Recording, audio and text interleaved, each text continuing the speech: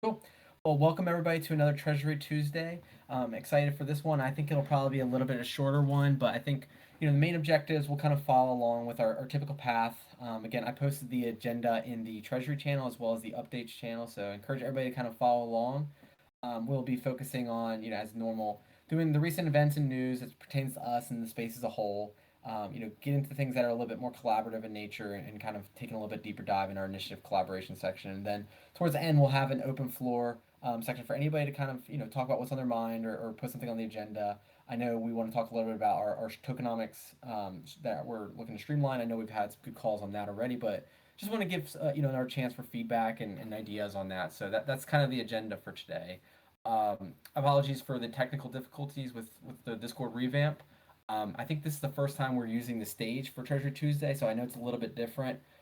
So I guess in this situation, if you have anything you want to say, whether you want to ask questions, pause me and talk and take a deeper dive on something I'm talking about, or just have a longer discussion about something, feel free to go ahead and raise your hand, and I'll go ahead and call you up, and we will kind of discuss that. But let's go ahead and dive on in. So I guess the first section will kind of focus on our KIPs, which are governance proposals. So we just ratified the lab's budget request, which you can see a link to there, and so that will enable labs to continue doing what they're doing by having additional resources to basically continue operations. So excited to kind of keep moving with that, and I think there was like one, not even one vote or one Rook vote against it, so it seemed pretty unanimous for the most part. Some other proposals that are pending, the Treasury Charter. This is kind of been on there for a while, and I think it's getting closer. I know we've had some approvals from a couple different SOFONs that want to put the vote. I think we're waiting on two more who are still kind of reviewing it right now. So hopefully we'll have some answers on this moving forward soon. But for those who don't know, this is really just our north, trying to establish a North Star and a guide for how we want to view our Treasury moving forward. So I encourage everybody to look at that. We also have our Alchemix position where we're potentially going to stake that. This may be changing based on some recent updates that we've had conversations with the Alchemix team.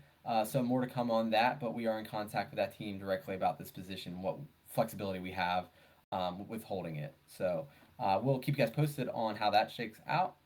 And then the next one is probably the most recent one, which is to replenish the discretionary investment limit funds.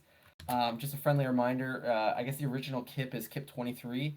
This essentially allowed labs and more specifically leadership to have a little bit more discretion with making financial transactions that require a little bit higher of level of discretion, whether that's M&A or trying to move quickly and trying to keep somebody's anonymity or confidentiality in place, or just move at a greater speed.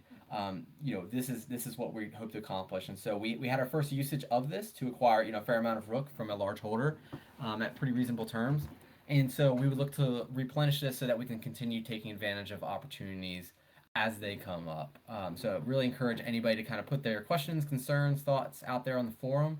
And if they want to talk about any more, I'm happy to have a conversation here in the channels or in a private DM. So we'd love to hear that out a little bit more. As I think these are the same ones as last time, but some other KIPs that are in development by me, the Treasury Management Framework, kind of waiting a little bit more on the approval for the Treasury Charter before doing that. But this will just have a little bit more explicit parameters for us to kind of operate in within from a Treasury perspective. And then also I want to expand the amount of ETH that we're deploying into our liquid staking derivatives, which I think we have approved about a little over 7K. We've deployed about 40%. Hope to be deploying another 40% in the coming week or so. So excited to see those assets get more productive. And then I guess the most exciting thing, which we'll probably kind of get into a lot more in the next section, is the quarterly report. So you can see the full report posted there.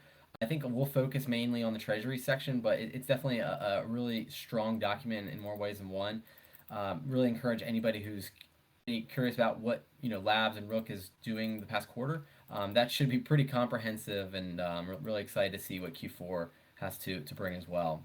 So I guess maybe taking a pause there. Does anybody else have anything that they'd like to ask questions about, whether it's some of the KIPs we talked about, or KIPs in development, or just maybe some other things that they saw in the landscape that they think are maybe applicable to what we're doing, or just want to be discussed in general?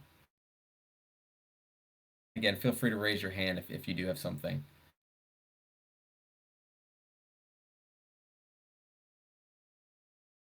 Okay, great. Well, again, this I know today is gonna be a lot shorter, but I figured I would be using most of this time. Oh, go ahead, Joe. I was curious if we are going to be launching the new staking system. Do you know if there is going to be an overlap before the deprecation of the other one, or is it going to be like when this happens, it is like flipping a switch and we binary switch off one support and immediately move to the other? Well, go ahead, Deets. You'll be able to answer better than I can. If you're talking about in regards to the proposal that is on the forum right now, the it would be two individual steps. So one of it would be deprecation, and the other one would be spinning up, and there would be, whatever a period before that. There's no way to kind of deploy and deprecate it in kind of one switch. So, my guess is that whatever new version of staking would be taken on, um, that will be discussed by the DAO and the parameter set, and it'll be built out. Obviously, if that proposal passes, um, but until that point, we'll see what happens. Excellent, thank you. Cool. Does anybody else have any other questions in the kind of events or news section? Great. Well, let's go ahead and move on to the collaboration section. So, kind of as I mentioned at the very top of this discussion, I want to spend a lot of the time just really focusing on what's in the report, more specifically the Treasury section. So you'll see that if you click that top link, that actually Q3 Treasury highlights, that'll take you to just kind of the start of the Treasury section of the report. As I go through this, you can click on those individual subpoints, and it should take you to the section I will be referring to. But I guess high level, and again, feel free to raise your hand and stop me if you want to kind of hone in on anything in particular. Otherwise, I'll just kind of keep rolling through it, and then we can kind of discuss anything at the end. But again, feel free to stop me. Overall, this quarter was one where we saw a lot of risks in the market. We'll talk about those a little bit more, but overall, our treasury held up pretty well despite those things. So you can see we're roughly close to $50 million in total assets, and a lot of those are really stable coins. So about 53% of our total holdings are in stable coins. So pretty rare to see that in DeFi, and we're in a very fortunate position to have that level of stability and flexibility with our assets. And you can kind of see down below there's kind of a chart that shows the asset by types, and I think that's a good breakdown right there. You'll see that the next major asset class we have is ETH and ETH derivatives, kind of about 34%. So overall we don't have too many what people would call shit coins. We really kind of have a core group of very liquid, very strong assets that I think I feel personally comfortable holding for 10 years longer, maybe more than that. So excited that we're in this position, but one thing we always have to do is be very vigilant about trying to kind of maintain that. So a lot of work to do, and I guess that kind of leads me into the assets by location section. Uh, you'll see that a lot of our treasury is in our actual treasury, address. A lot of reason for this is I probably should include a chart, but previously this was a much more diverse chart, which with a lot more percentage of our treasury that was deposited into other protocols, gaining yield. But with so much risk in the market, in more ways than one, we really condensed what we had, and so you'll kind of see that in our next section, which we can kind of talk about, which is our treasury management activities. Hey, And Ben, can I ask a quick question? yeah, Can you clarify, because it looks like we have, obviously the liquid staking protocols with Stakewise and Rocket and Lido. Um, would you, so you're saying that we consider um, our holdings to be in their possession because because that's what the basis of that liquid staking token is? Would, or kind of what's your thoughts on that? Yeah, I mean, it could have been classified probably differently because it's not like they actually have custody of those funds by any means. But I just wanted to kind of present, what those positions kind of relate to, right? We could have easily said like we have ETH staked, on the beacon chain, right? And that probably would have captured all of that. But to more fully represent like the spread of where our positions are from, I'd say more of like a smart contract perspective to some degree. Um, we need to kind of highlight, each of those individual protocols that we are staked with, if that makes sense. That answers my question. Thank you. Got it. Great question. Um, so moving on to the treasury management activity. So again, this was a quarter that was marked by a lot of risk. Not definitely not isolated to the crypto industry or the Web3 industry, but really the macro environment at large.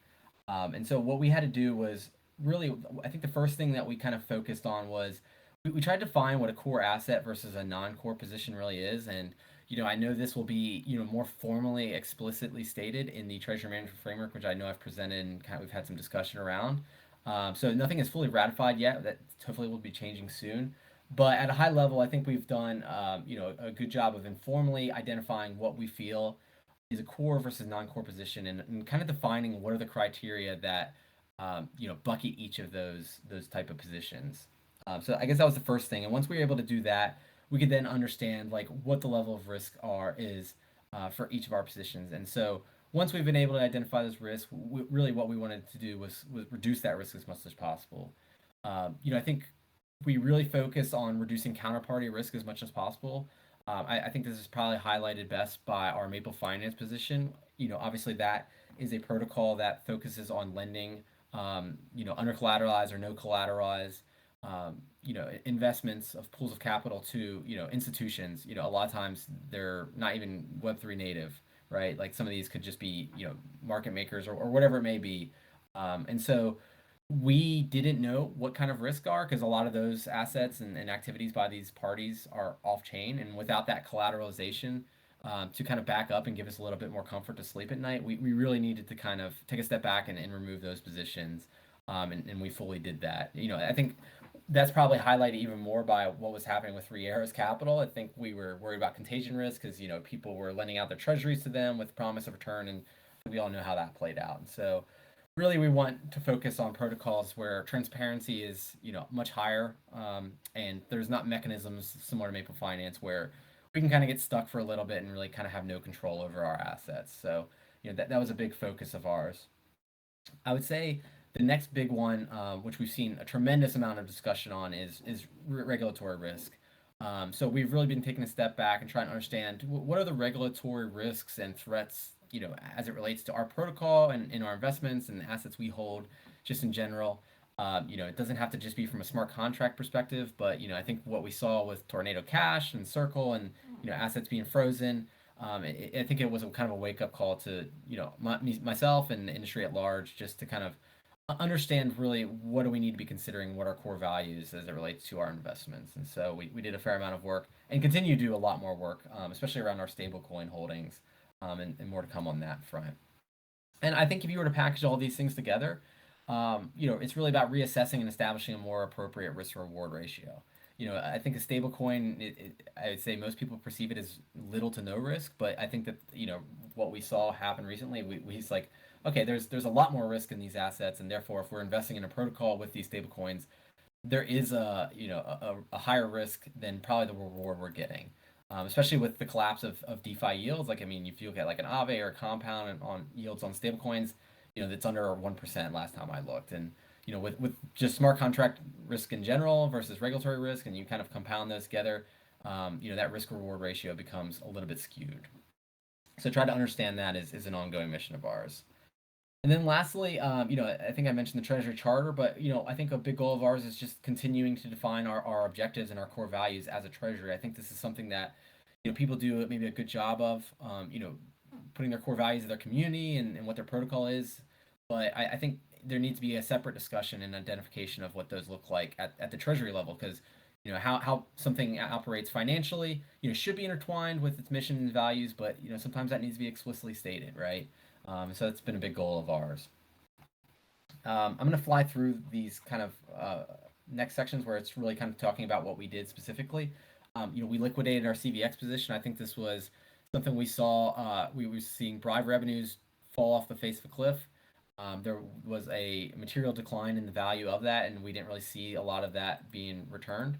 And really, at the end of the day, it's not core to what we do. It was a very material position, but yet we have no relation or no control over the direction of that protocol. So we felt it was best to kind of terminate that position, and we did. And there's all the details around that. I already just talked about the Maple Finance position. Not a lot to talk about here on the B protocol side of things, but potential integration partner. I think we had hoped that they were going to see a lot more liquidations than they did, and it was going to aid our integration a little bit more. But I think they haven't seen the volume, and therefore the capital needs, which we originally were trying to seed their pools were I think being underutilized, and so we felt it was a better use of capital if we kind of return that to our treasury and kind of reduce some risk there. I mentioned KIP 23, which is our discretionary investment KIP. We acquired about 51,000 Rook during the quarter from a single holder. Again, this was not a retail. This was just a retail investor, not a VC or a team member or anything like that. You can kind of see the reasons there, but we're excited to have a little bit more Rook to work with, and we used our Ren Bitcoin to make that happen. Our next thing is our Ren Bitcoin position. This one's really simple. We basically just swapped our Ren Bitcoin to wrap Bitcoin, and we have a relatively smaller position of just, I guess, Bitcoin there. I will talk about the e-staking a little bit, but just know that that's high level, kind of discussion about how much we've had approved that we can spend, and kind of a little bit about the process for how we allocated that. We also pulled some positions from our LPs. Again, those were being underutilized, and so returned about 787 wrapped ETH to the treasury. Okay, cool. So maybe I'll pause there. Does anybody have any questions about our financial position or our treasury management activities at all?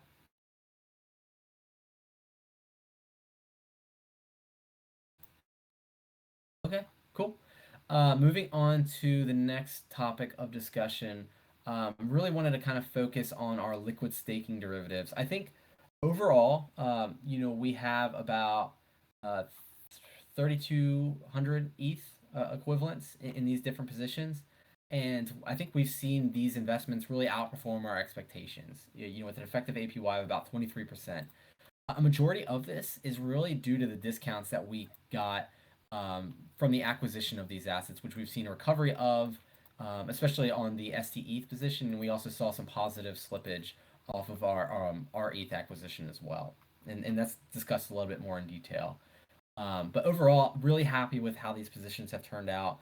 We have a lot more to, add to those positions. And again, I think I mentioned it at the top of Treasury Tuesday, but want to increase, our approved allocation potentially even more. I will be writing a governance proposal to hopefully enable us to do that. And again, because, a lot of the reason we have more ETH that we can spend, due to the CVX and some other things. But overall, I think with us, taking a step back on our stablecoin positions and being a little bit more conservative with those, we want to make sure we're trying to make as much of our treasury as productive as possible. And with, yields on stablecoins being not relatively low, but just very low.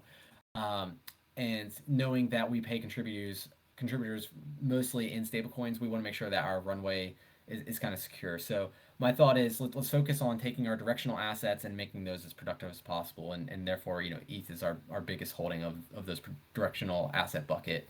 And so let's go ahead and leverage those as much as possible. So more to come on that, but just know that our investments have really, really outperformed so far there.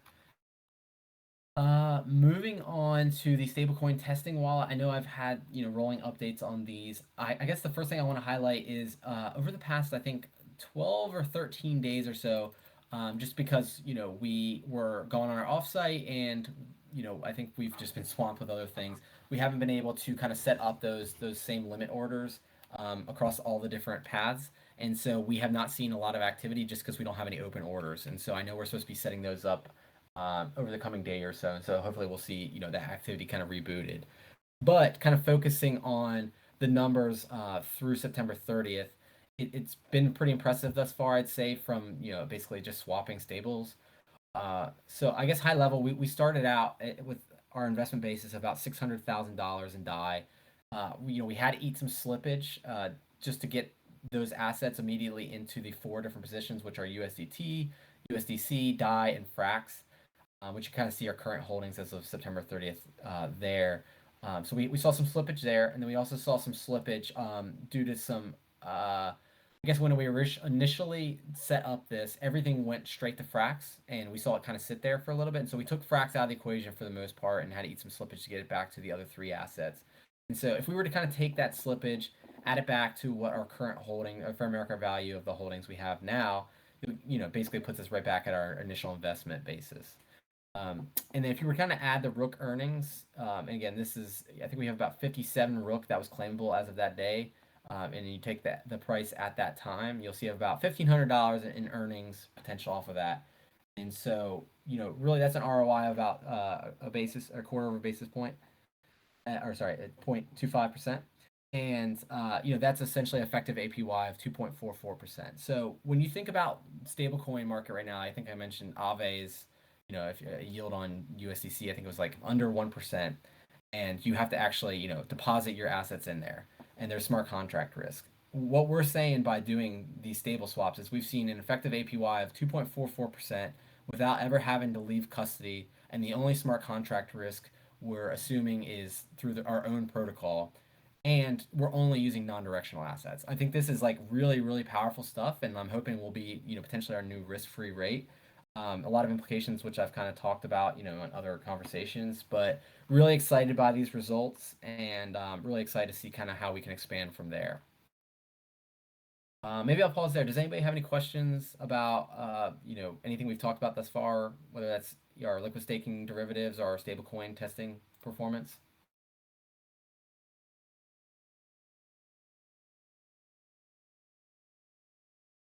Okay. Great. So I guess the next big bucket that we kind of saw in the report is really more about labs and contributor pay. So this was a quarter that was pretty big for us. We saw basically every single compensation plan we've had to this year. We saw some parts of that impacting this quarter. So we started out with compensation 2.0, which took us through about June 23rd. So we're pretty close to the quarter end for Q2, and you can kind of see the attributes there. And then that took us into 2.5, and then we finally, effective September 1st, we saw 3.1. And so I won't get into the details there because there's a lot of things that we could discuss, but overall, this was improvement. This has been successfully implemented. There was a lot of feedback from the community, but more so from all the labs contributors. And I think in the end, we came to a really good place where it aligned contributor incentives. It set up a strong runway and kind of protected everybody from a major decline in asset prices, but also limited the amount that people can earn in a full blown bull run, right? And again, we can see the 2.5 impact. You can see the 3.1 runway there, which maybe I'll get into now. So overall, we're seeing about a $7 million a year runway overall per year. And this is the notional value. And so, Rook Comp should always be relatively close to notional value on a month-to-month basis. There'll be some delta there just based on the timing of when actual payment to contributor occurs versus the end of the month Rook price. And we kind of have a volume-weighted average price that we use to kind of come up with that. But overall, we can see about a 4.2 year runway on USDC, and or I should say stablecoins in general, and then about 8-year runway on our Rook Comp. So I guess one thing to note on the Rook Comp is I think we'll probably be focusing, allowing contributors to take more Rook, and also raising the minimum balance of Rook over time. This is something that's not set in stone, but just something we're playing around with to kind of even out the stablecoin runway and the Rook runway, but also to better align incentives. But we're just trying to figure out what the best mechanisms and protectionary mechanisms that we can kind of implement here. But overall, our runway seems really strong from my perspective. And one thing I really want to highlight here is these runways don't. I'm going to call this is our sit on our hands runway. This is if we don't do basically anything. This is if we don't liquidate any Bitcoin or ETH, or raise capital, and this also assumes we don't see a single dime of inflows of revenue. That's from both protocol revenues as well as yield that we get off of our current assets, which could be very very substantial. So overall, our runway is extremely strong, and I feel pretty good about where we are as well as the current plan we're working with. So maybe I'll pause there and see if anybody has any questions.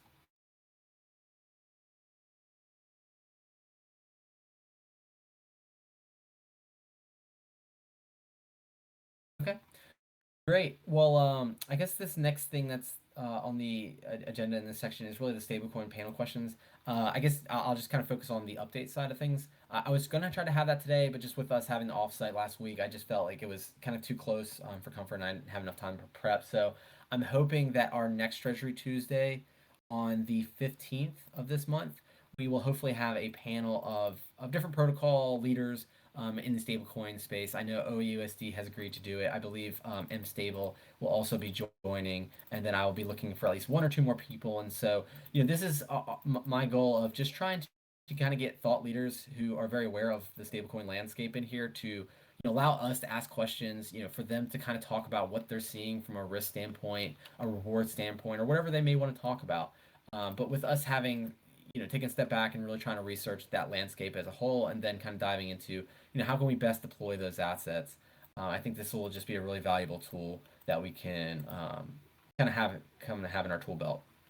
And so maybe the one pitch I have is if anybody has any questions they'd like for me to pose to these individuals that will be on the panel, please let me know. I can include that on the list, but otherwise I'll just kind of run with it, and then in the moment we can kind of ask away the different parties that will be there. So I'll pause there. Does anybody have any questions about anything we've discussed thus far?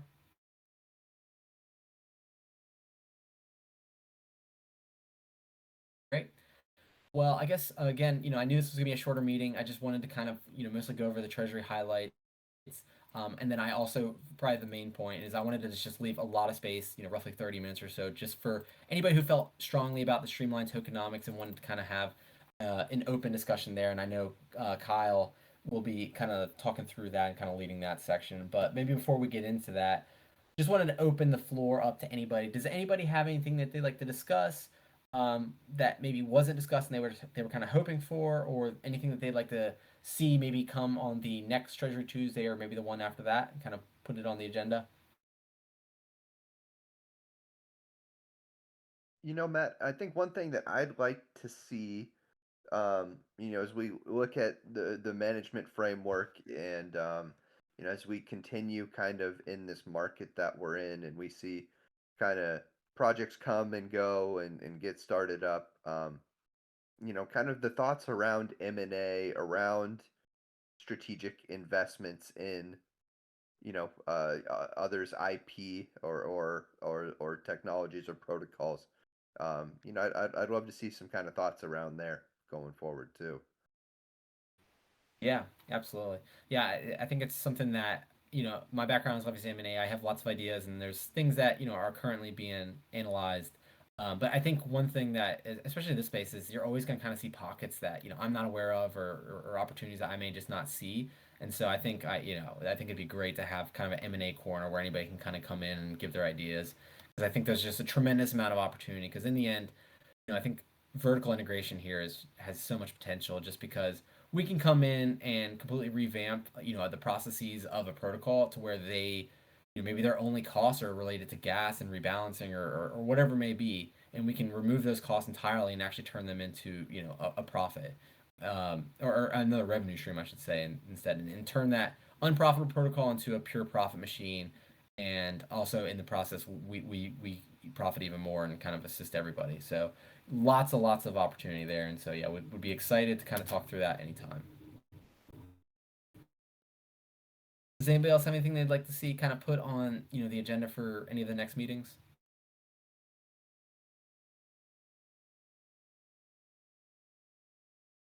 Easy enough. Okay, cool. We'll go ahead and take it away, Kyle. Yeah, so for me, this was just an opportunity to follow up on the discussion from last week around the tokenomics proposal that Hazard walked everybody through. And for folks that didn't get to attend last Thursday. I thought it was a really productive conversation where Hazard had walked through a lot of the kind of ideas and rationale between, the first part of the proposal, which is the bid switch to wrapped ether. And then the second part of that, which was streamlining the bid distribution to a 90-10 split. And just a quick recap of maybe I guess both of those things. The first one on why the switch to ETH. For me, the biggest takeaways is that this is a massive part of feedback that we've received, not just from users, but from other protocols and prospective partners, and the ability to kind of receive whether it's partner rewards or user rewards or operating within an ecosystem based around ETH seemed both more unbiased um, and kind of less taking a bet and choosing one specific protocol's tokens, as well as kind of a more favorable opportunity for kind of users of both our protocol and any of our prospective partners protocols as well. So some really interesting stuff on that. Then the second half on the streamlined tokenomics piece, which involved a change of the bid distribution to the 90-10 split. What is involved in that is that would be, kind of a discontinuation of two aspects of the current tokenomics. The first one is that burn, and the second one being um, going to staking. And I think that the rationale for shutting down the burn is pretty straightforward. The feedback we received on Thursday and talked through was about staking. For me, the biggest takeaway from that was talking about kind of current bandwidth and the needs that can go that are going to be a part of kind of making a change to user staking. Um, for us, the biggest first thing is that um, it would not be a part of kind of an immediate aspect of kind of new development or tokenomics because of kind of in um, in development things that are nearing the finish line between the protocol upgrade and um, the relay. So that we kind of talked through on multiple sides in that regard, and what kind of came from that was it seemed like everybody on the call was pretty excited with the ideas of moving forward, as well as kind of resolving to take a look at what could happen with user staking and kind of building that out as we go along as well. Um, so that's kind of a recap of what happened last week, and for me, pausing to allow anyone to kind of ask any follow-up questions or share their thoughts about it. We'll allow for that opportunity now. And yeah, so does anyone have any thoughts around this conversation?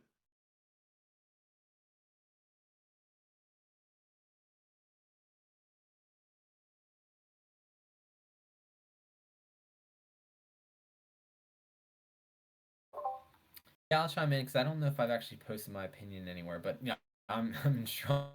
I have a little bit more insight just because I know we've been talking to some major players who feel strongly about switching to ETH specifically, and just from a treasury side of things, I think we do have I guess if you were to look at our runway and we pay contributors in Rook and that will continue doing so, and hopefully we place a greater emphasis on this, and so removing the Rook bid component of and therefore our inflow on the treasury side, some people may question like, well, you're taking away, this asset that is basically is going to be exhausted over time. But in the end, like ETH is such a liquid asset that we can always have the opportunity to buy back Rook. There's lots of things that we can do to acquire Rook, long term. That ETH just gives us a lot more flexibility, and we're kind of I think we're just a little bit safer bet long term with those being our inflows. And I think the what the partners organizations have said speaks for themselves. But yeah, I'm very excited, and I think just the fact that maybe if I just highlight just one instance in particular, like what we're doing with our stablecoin testing wallet, I think if you were to approach other protocols that, or maybe their stablecoin protocol and be like, hey, you should also do this. You could get some great yield. The first thing they're going to be doing is like, okay, our rewards are going to be in Rook. Like, that's not appealing to us. This doesn't really kind of create a sustainable flywheel at all. But if you change that to ETH, it becomes very, very appealing because they could much more easily liquidate that. They don't have to worry about, the price volatility as much as Rook. I mean, there is volatility because it's still a directional asset, but I would say it's, less volatile. And it just gives them a lot more flexibility and comfort to know that they can easily switch that asset right back into the stable coin that they want to do. And depending on how the protocol works, it just kind of creates a better process for really everybody. So I'm in full support for sure.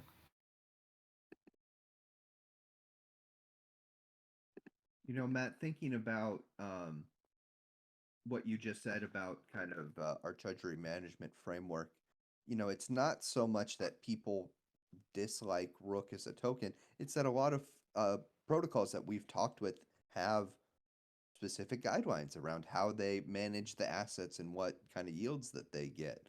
And if Rook doesn't fit the profile, much like how some of our previous investments or things that we've kind of thought about for rewards or incentives or yield for any of our assets that we've chosen to deploy, if that doesn't fit within their framework, that's a major hurdle to get past in biz dev specifically for me.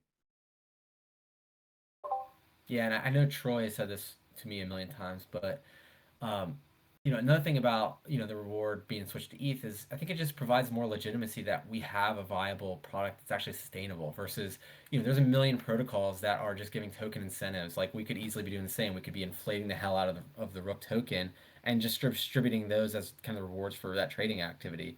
I think and people would just kind of question like, okay, this is just another protocol that has token incentives. But when you throw it in ETH, or I guess in this case wrapped ETH, it's like, okay, well, I need to understand how this is being generated and how this is actually sustainable. And I think that's really enticing for a lot of people. And I think would just be a really wide an eye-opening exercise for a lot of people as well. And Matt, just to kind of double down one of the points you made previously on using treasury assets to acquire Rook instead of us having inflows in Rook. There is a precedent for that, with the discretionary funds KIP with the buyback and burn KIP. I believe that was KIP 4. Um, so like there's multiple governance things that have been started with that. I think that people can get creative as well in ways that they would want to see that happen too. Yeah, and it gives us a lot more flexibility to determine what's the most optimal time to acquire Rook. If we're just acquiring it as MEV comes into the protocol, then it's kind of consistent. If you're going down and you're going, the price that you earned, a year ago is also going down with that, right? With this, if you want to acquire Rook at an optimal level or a more optimal level, maybe you can do it in a larger batch. You can just be more selective and really, I think, just have better execution when you kind of have this ability to kind of pay an ETH versus it just kind of being an inflow that you don't really have control over. Mm-hmm. Yeah, I think I'm a strong supporter and I'm kind of excited to see how this plays out. Well, I'm happy to pause for a second here and see if anyone's got any other comments on this as well. I would just say from being around here, sentiment is pretty pretty strongly in favor of this. I think what folks are looking forward to is continued discussions on kind of what happens next. But I think what was very well understood last week and hopefully communicated today as well was the importance of getting this first step kind of move forward as well. As it allows kind of really big things, both technical and non-technical, to move forward, whether it's development of the protocol upgrade in a specific direction or it's conversations with prospective partners to move forward in a specific way. Um, I think it's, for my opinion, pretty necessary to see this stuff move forward.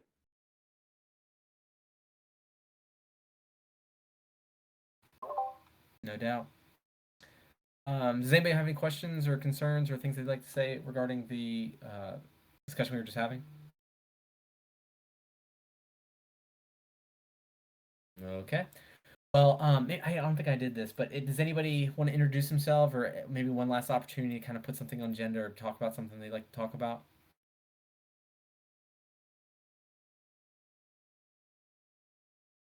Alberto, I'm gonna call you up. Awesome. Can you guys hear me? Yep.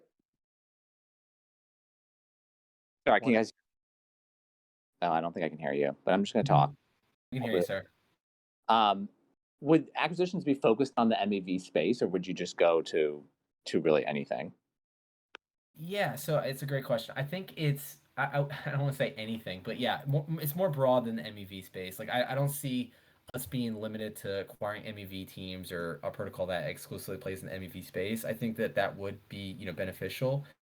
But, I think there's actually better opportunities to acquire, I'm going to say a more general protocol or more general business. I'm gonna go with my classic example here that I'm sure people have heard a million times me say, but I think a really good example that I think most people can wrap their heads around is like think about an index protocol or something that has a basket of assets and they need to kind of always be rebalancing. We have done analysis of a larger one and kind of talked to them. And they paid a tremendous amount of ETH in gas uh, to rebalance all these different positions so that they can try to that basket of assets is more representative of the token or that token is more representative of the basket of assets that's supposed to actually represent. And so they paid a lot of gas there, and you could turn that, and they experienced a tremendous amount of slippage in MEV off of that, because again, they kind of have to do that frequently, and they don't really have control over how much protection that they have. And so I think there's a huge opportunity to turn that rebalancing process from a very negative thing that's part of their business, where it's actually a huge cost center, and turn that actually into a new revenue stream. So every time that they rebalance, um, one, they can rebalance more often, and then two, they can rebalance and actually receive a new revenue stream from the MEV off of that. And so not only are you going to have more representative, indices, but you're going to have indices that are producing more revenue, and they could turn that revenue right back into additional value for the holdings, or just they could assume all of that at the protocol level, whatever they kind of determine. But like if we were to acquire them, well, let's just assume this new KIP that we have out there, when we switch the bids to 90% goes to the user or the protocol, wherever it may be, and 10% goes to our treasury. Let's assume that's the reality we have to work with.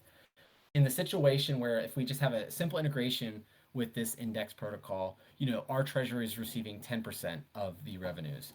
But if we were to acquire something like that, we're then effectively switching that to be 100% of the revenues from that rebalancing. And what's really exciting from my perspective is if we have an integration initially with something like that, we can look at the cash flows that are being generated by them and how much we're actually generating. And you could do a simple DCF model and say, okay, we know exactly how much cash flows they're getting. Here's how much we could pay for that, and here's the actual true value that we could obtain by acquiring this business because we're now switching that from 10% to 100% of the revenues. Because this is the best example of a vertical integration I can kind of more easily present. So I just find that super appealing because of the transparency and the easily how easy it'd be to calculate the value proposition for us to acquire them. Um, but it also can kind of create this thing where you can almost I don't say monopoly, but you can kind of entrench and create moats around certain protocols because if we were to do this and no other kind of index protocol would be able to offer that, uh, it creates a situation where we win, they win, and all the users win in the end because you have these economies of scale that really can't be beat otherwise. And so I think focusing on vertical integrations with like general protocols that have a huge need for MEV protection and never revenue stream, I think is where I want to focus a lot of my time and energy initially. Yeah, that's interesting. I never really thought of that before. That's like a quasi like private equity like, but you're using tech to make it to solve like an actual problem. So yeah, that's interesting. Thanks for the voiceover. Yeah, no problem. And maybe I'll do an intro on you, Barto. I know Bartow will be helping out, has already started to help out with developing some dashboards. I don't want to limit him to just that because I know he has a larger skill set than that. But excited to see, hopefully he'll be sticking around and kind of helping out us as an organization. So encourage everybody to kind of say hi, and hopefully we'll be doing great things together. So thanks for stopping by, Bartow. Does anybody else have want to introduce themselves or anything else they'd like to talk about?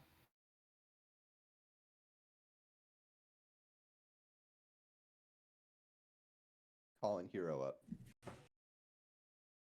What's up, Hero? GM. Hey, just wanted to give a quick introduction. I've known Matt for a long time. He's asked me to come help do some writing and editing of all this great content that you are shipping out on the forums and elsewhere. So this is my first time sitting in on a Treasury Tuesday meeting. Really nice to get some background, have a broader sense of what's happening, and stoked to help spread the great word of the work that's being done at the Rook Treasury. So thank you, Matt, for the opportunity, and looking forward to chatting more with you folks long term. Thanks for stopping by, Hero. And yeah, I guess kind of elaborate on that. I think I've mentioned previous Treasury Tuesdays and more generally about, doing a good job of doing like Treasury marketing, displaying what we're doing and doing more thought leadership, what we're doing around the Treasury. Because, we're spending a lot of time and energy, developing frameworks, developing processes that can hopefully help, a larger audience and protect the space as a whole from a lot of crap that we're seeing and just have better risk management. So, hopefully bringing in Hero to kind of, assist with some of those writings and assist with some of the marketing of that. And really kind of excited to see where it goes. And, if anybody has any thoughts, would love to hear them and kind of jive with you guys on that as well. So thanks for stopping by, Hero. Yeah, my pleasure, Matt. And just, I guess, for more clear background, I mean, so I'm a writer, editor, coordinator, kind of shipper. And so this is, directly in my wheelhouse. But that's the exciting part, right, is kind of helping to develop thought leadership for Rook in the space in general. And then, again, just spread the good word throughout the ecosystem. I mean, building during the bear is the perfect time to do this kind of work, and excited to undertake it. Absolutely. Well, cool. So two good intros. Does anybody else want to introduce themselves or anything they would like to talk about?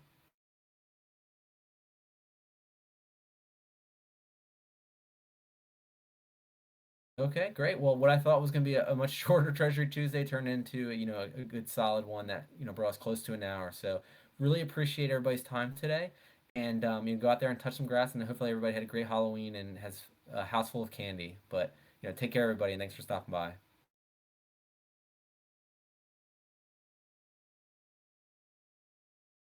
Thanks, Matt.